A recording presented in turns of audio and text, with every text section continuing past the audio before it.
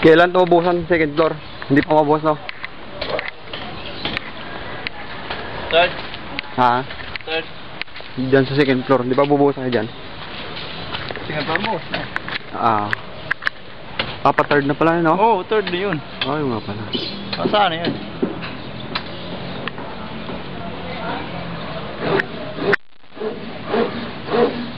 Mga bibis yan, kay Bernie.